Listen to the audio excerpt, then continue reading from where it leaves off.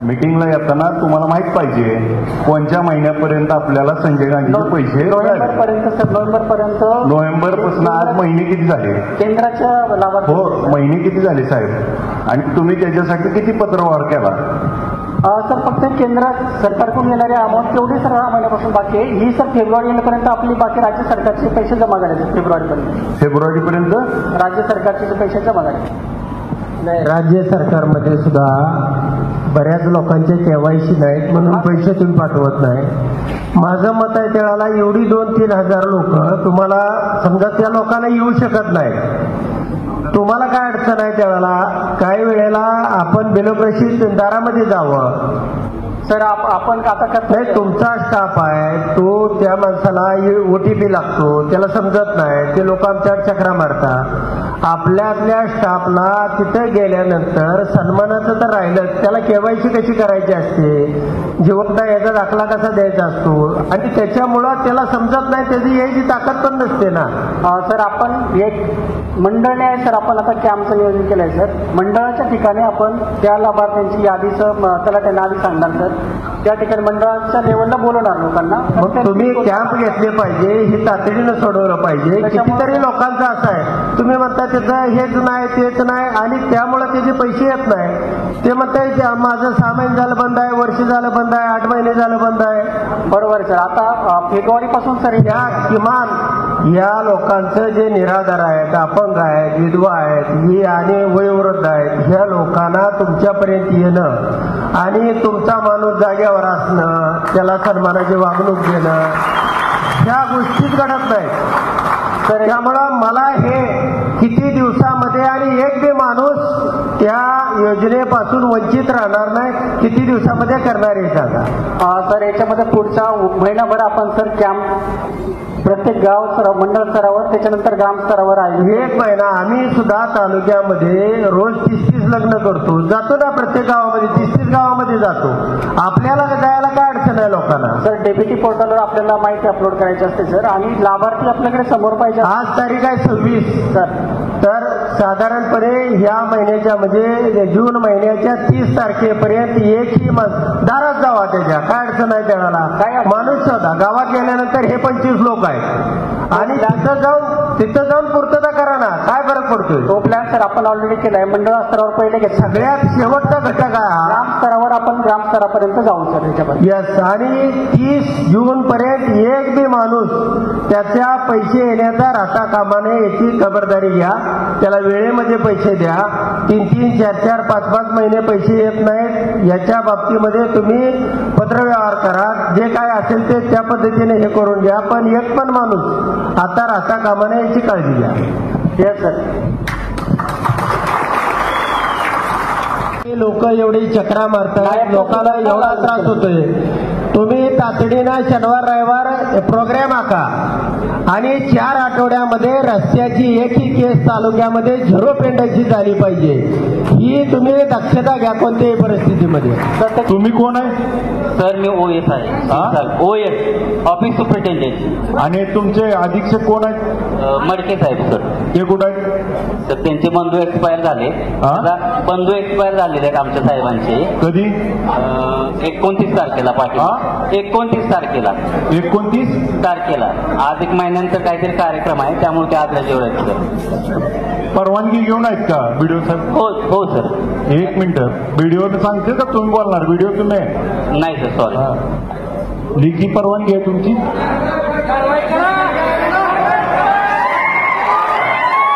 जर आता अध्यक्षांना माझी विनंती आहे 1 मिनिट अध्यक्षांना माझी विनंती आहे जर त्यांनी परवानगी घेतली नसेल तर आमसभेने त्यांच्या विरुद्ध सस्पेन्शनचा प्रस्ताव सादर करावा असं माझी विनंती आहे आमसभेला काय चेष्टा समजता तुम्ही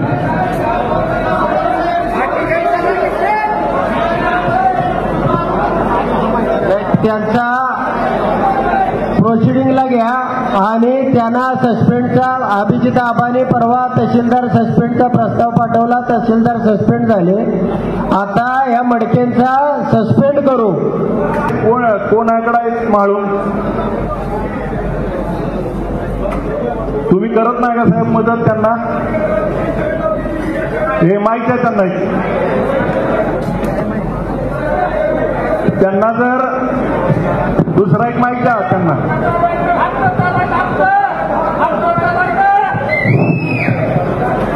उत्पादन सुरू केलं त्यांची ते कारवाई करतात. आमच्याकडे तक्रार आल्यानंतर आम्ही पण कारवाई करतो. आता ते माळखंबी गावामध्ये आमच्या पण 19 तारखेला कारवाई झाली. 19 तारखेला 19/5 आता विशेष तुम्ही 19ला करताय आणि लगेच 2 दिवसांना चालू होतं आणि ह्यांना कारवाई करावी लागते. म्हणजे तुमचा धाक नाही का ह्यांचा धाक नाही? कारवाई केल्यानंतर म्हणजे कारवाई तर चालूच असते. कारवाई चालू आहे तर दारू कशी चालू आहे? हप्ते चालू आहेत म्हणतील तेव्हा तिथून सांगतील. नाही तसं काय नाही सांगतात ना लोक. दारू सध्या परिस्थिती सगळीकडे अडचणीची आहे. तुम्ही समन्वय नाही का तुमचा? तुम्ही कारवाई करताय तर तुमचा धाक नाही का? आज काही जण इथं आलेले असतील जी दारूधंदा करतील तीच तक्रार करतील शेजाऱ्याला बंद पाडायसाठी. हे पण आम्हाला माहिती आहे का? तर तुम्हीच सामील आहे कोणतं. काय करणार याचं उत्तर सांगा. याच्यामध्ये सर आपण जॉईंट रेटचं नियोजन करू शकतो सर. जॉईंट रेट पोलीस विभाग आणि राज्य उत्पादन शुल्क विभागातर्फे आपण सर इलेक्शनच्या सर आपण त्यामध्ये अजून एक कारवाई प्रतिबंधात्मक करतो. ज्याच्यावर 1 पेक्षा जास्त गुन्हे असतात त्याला आपण कलम 93 अंतर्गत माननीय प्रांताधिकाऱ्यांकडे प्रस्ताव पाठवतो. किती पाठवले सर? आपण यावर्षी एकूण 53 प्रस्ताव पाठवले.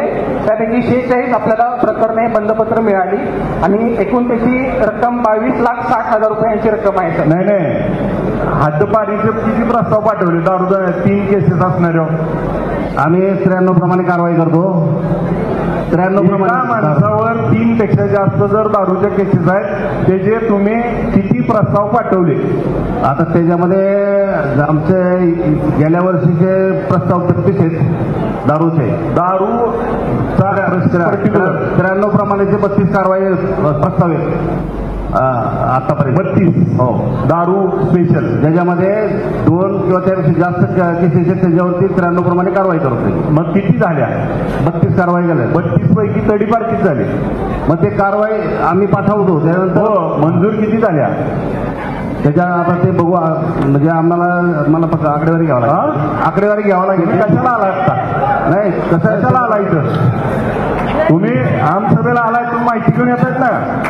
नाही आता 93चे किती प्रस्ताव हे केले आम्हाला? 32 प्रस्ताव तुम्ही सादर केले. 32 पैकी किती तडीपार झाले? आम्ही ते 93च्या प्रस्तावाप्रमाणे किती तडीपार किती झाले? साधा प्रश्न आहे. दारूवाल्यांना जोपर्यंत तडीपार करणार नाही तोपर्यंत त्या नवीन धंदेवाले तयार व्हायचे बंद होणार नाही. तुम्ही आहे या लोकांना का पाठीशी घालताय? प्रस्ताव आमच्याकडून प्रस्ताव जातात त्यानंतर पुढे तुम्ही वर पाठवल्यावर त्याचा पाठपुरावा केला का नाही? काय केलं?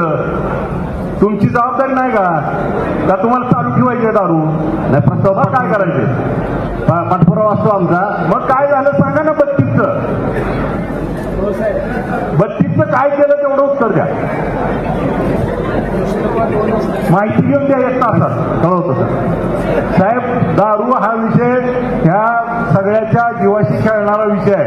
त्यामुळं सगळ्याचा संवेदन विषय आहे. तुम्ही सतर्कतेने तुमच्या जॉईंट ऑपरेशन ठेवून ज्याची तक्रार येईल त्याला तुम्ही जी ताडपत्रीनं करताय त्याच्यानंतर ऍक्शन मोडवर राहा.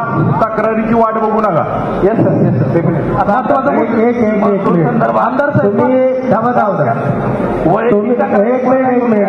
चारही पोलीस स्टेशन जे आहेत ना तुम्ही ठरवल्यानं दारू चालू शकते का? दारूवाला दारू विकतो का? तुम्ही ठरवल्या ना पोलिसांनी एक्साईजनं ठरवलं चालू शकतो. तुम्ही हा पोरगा पिलीवपासून चालत वेळापूरपर्यंत माझ्या बंगल्यापर्यंत आला. माळशिरस पोलिसांनी पिलीव दारू चालू नाही. पिलीव मध्ये दारू चालू आहे का नाही? माळशिरसला कोण आहे? कोण आहे? माळशिरसला दारू चालू आहे. पिलीवला दारू चालू आहे का नाही?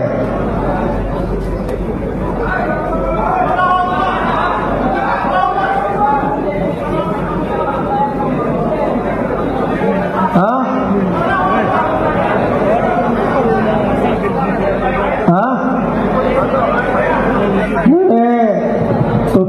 करता हा आजच चार्ज घेतलेला आहे, मी माहिती आपल्याला सांगतो. हा आजच एक चार्ज घेतलेला आहे दिवशी दारू संदर्भात माहिती नाही. तुम्हाला एक सांगतो, चारी तुम्ही पोलीस स्टेशनचे अधिकारी आहे इथं आणि एक्साईजवाले आहे तुम्ही. मी सरपंचापासून इथंपर्यंत आलोय, मला सगळं माहिती आहे. तुम्ही केसेस मागून घेता, माणसं हुडकून काढता, रेकॉर्ड दाखवता, तुम्ही काय धंदे करता. तुम्ही त्याला म्हणता 2 केसेस पाहिजे, 2 माणसं पाठव आणि कागदोपत्री तुमचा सगळा खेळ करता. मला ह्या तालुक्यामध्ये एका ठिकाणी दारू अनाधिकृत चालू नाही पाहिजे.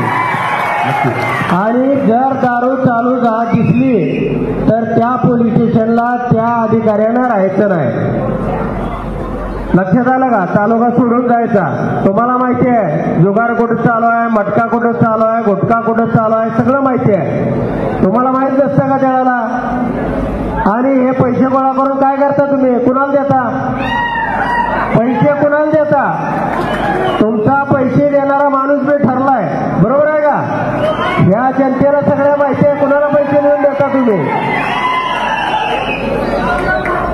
तालुक्यामध्ये तुम्ही पैसे मिळवता, पैसे अनेक मार्गातून तुम्हाला मिळतात, पण दारूच्या या विषयातनं यापुढं एकही माणसानं